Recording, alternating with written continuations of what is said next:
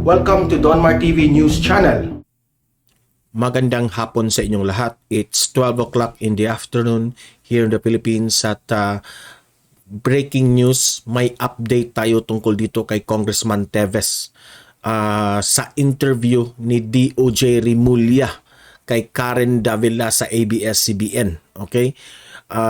Grabe, prangka magtanong itong si Karen Davila tungkol kay Congressman Teves na issue. At sinagot naman ito ni Rimulya at may revelasyon itong si DOJ Rimulya.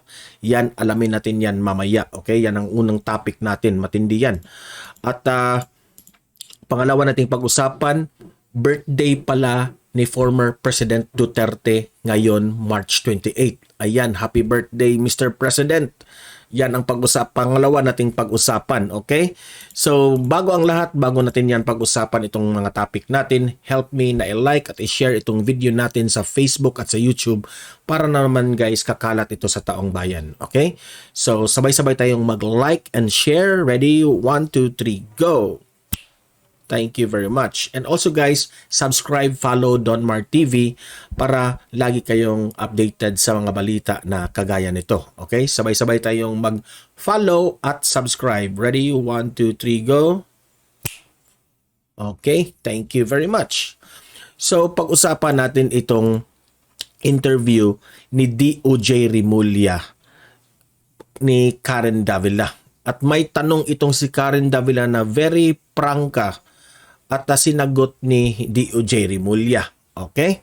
So, diretsa at prangka yung mga tanong ni Karen Davila, pero but itong si DOJ Rimulya ay very careful sa kanyang mga answers kasi alam naman natin na this investigation is still running and it's still ongoing at careful yan kasi baka ma-distort yung kaso by the time na ikakaso na ito kay Kong Teves o meron na, if darating na ito sa husgado, no? So careful si Rimulya at we understand that, okay?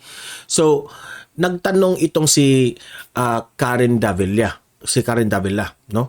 Na bakit raw itong si Congressman Teves ay isa sa mga mastermind. Bakit mo ba nasabi DOJ Rimulya na si Kong Teves ay isa sa mga mastermind? Okay? Na wala namang direct link itong si Teves. Okay? Yan ang tanong ni Karen Davila. So, clarify talaga ni Karen Davila. Okay? So, ang nangyari, ang sabi ni DOJ Rimulya, no? Ang mga suspect na nadakip at yung pumaslang kay Governor Digamo, no? They are staying sa place ni Kong Teves. So yan, parang gano'n na nga ang sinabi ni DOJ Rimulya na parang gano'n na rin ang link kay Teves dito. Yung pumatay, yung pumaslang, yung mga suspect na nadakip, doon sila nakatira at doon sila nagstay sa place ni Kong Teves. Ayan. Grabe yan. Okay? So, ito yung latest developments dito. No? Na talagang makapagsabi sila na si Kong Teves yung mastermind dito.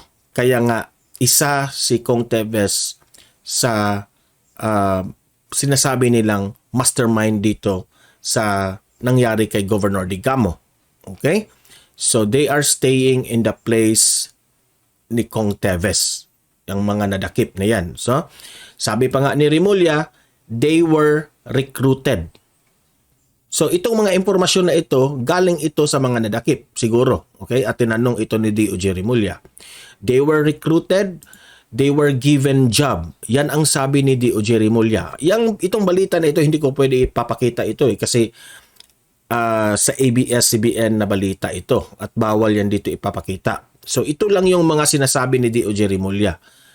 Ito siguro ang mga sinasabi ng mga suspect na nadakip na they were recruited, they were given job, and the term is nakatira sila at nakastay sila sa safe house. Okay? Ang term is safe house.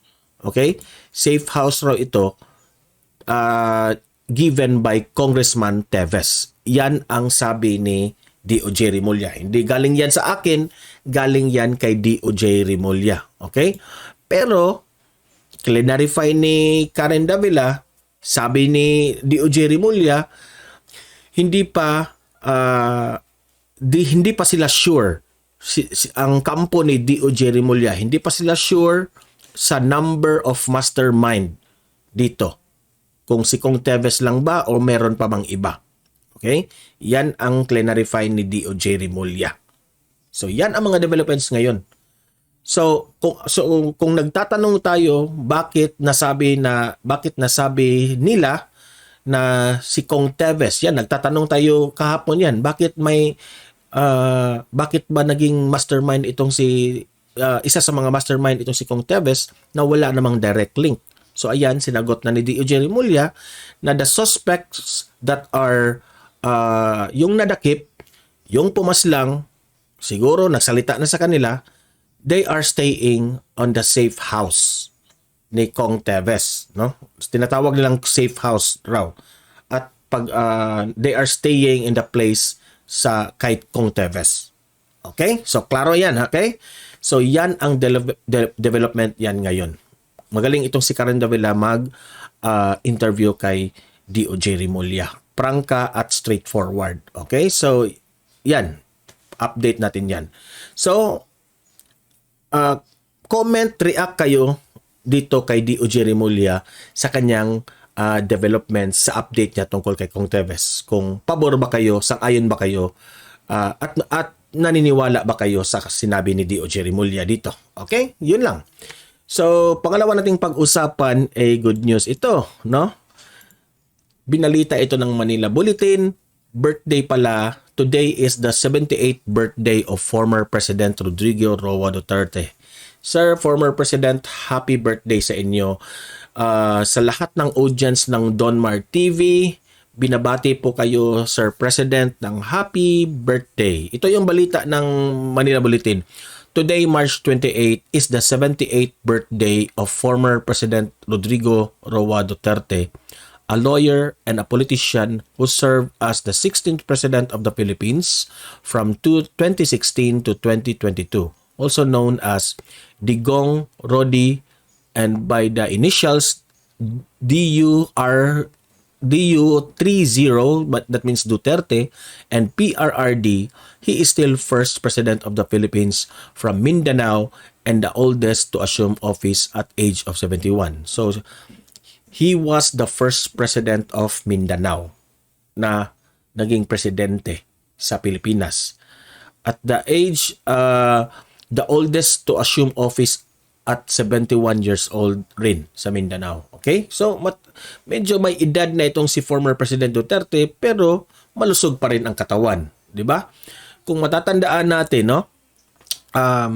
Marami itong ginawang mabuti sa atin sa Pilipinas. Many to mention, and the Filipino people are very thankful for this, Mr. President. Again, Sir President, happy birthday sa inyong lahat. Happy birthday sa inyong lahat na rin, sa iyong pamilya, no, na I know happy sila ngayon. Sir, happy birthday. Happy 78th birthday. Okay, yan. Nabubulol na tayo.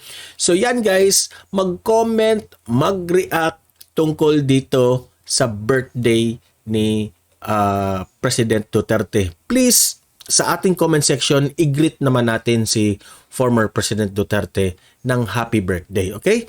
Comment down below. Please greet former President Duterte. Okay, birthday niya ngayon. Happy birthday. Happy birthday to you.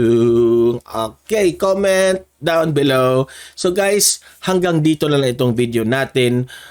See you in my next video. Have a great day and God bless sa inyong lahat.